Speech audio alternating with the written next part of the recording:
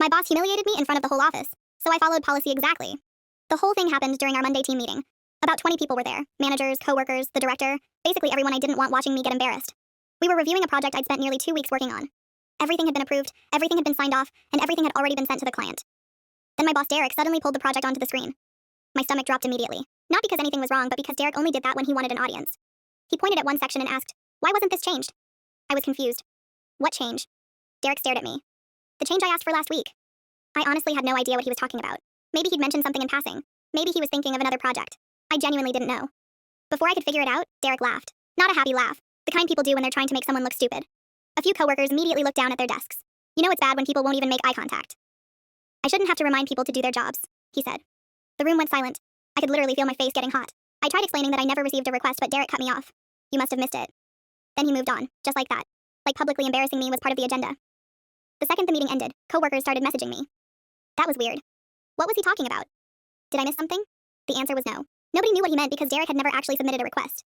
He'd mentioned it once while walking past my desk, and somehow that became my fault. I was annoyed, but I figured the drama was over. I was very wrong.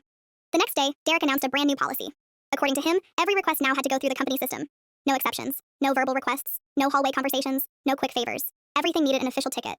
At first I thought it wasn't a terrible idea. The problem was Derek immediately started breaking his own rule. He'd stop people in hallways, send random messages, ask for things verbally, then get annoyed when nobody did them. One afternoon he walked over to my desk and said, "I need this presentation updated before lunch." I looked at him and asked, "Can you submit a ticket?" The look on his face was priceless. "It's a quick change." I smiled. Company policy. The coworker next to me nearly choked trying not to laugh. Eventually Derek submitted the ticket. Then it happened again. And again. Every time he wanted something rushed, somebody asked for a ticket. Nobody coordinated it. Nobody organized anything. We were literally just following the rules, the exact rules Derek created. Then he made another mistake, a huge one. He started taking credit for work. Whenever executives complimented a project, Derek somehow managed to steer the conversation toward himself. At first, people ignored it. Then it became impossible not to notice. During one meeting, he spent 5 straight minutes talking about a successful campaign that I had built. The room got awkward fast. I don't remember exactly what he said. I just remember sitting there thinking, "Girl, are you serious right now?"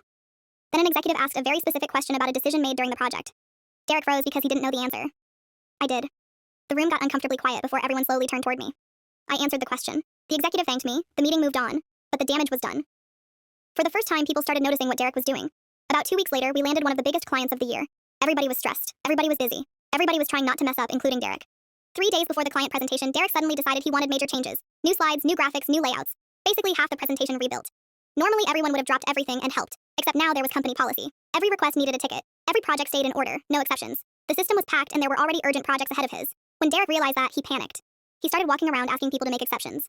Nobody wanted to because every time someone had made exceptions in the past, Derek was the first person to complain about policy. Now his own rule was blocking him. The day before the presentation, he looked completely stressed out. The presentation wasn't ready, the redesign wasn't finished, and there was nothing anyone could do without ignoring policy. The policy he created. At that point, I knew he was cooked. The presentation happened anyway, and honestly, it could have been worse. Nobody got fired, nobody got screamed at. But people definitely noticed when executives started asking why certain updates weren't included. The room got awkward immediately. Derek tried explaining, but the explanation basically boiled down to, I waited too long. The secondhand embarrassment was unreal. Afterward, the gossip spread through the office at light speed. By lunch, everybody knew. By the end of the day, people from other departments knew too. A week later, Derek called another meeting. He looked exhausted, not angry, just tired. Then he announced policy changes. Suddenly, verbal approvals were okay again. Urgent work could move ahead in the queue.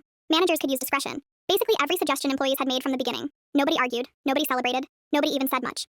We all just sat there pretending this wasn't exactly what we'd warned him about. The funniest part is that Derek never apologized for humiliating me in front of everyone. But he never did it again either. Meetings got calmer, people got treated better, and whenever somebody jokingly says company policy now, half the office starts laughing, including the people who lived through the chaos, even Derek. Although he usually looks like he regrets every life decision that brought him to that moment, and honestly that's good enough for me.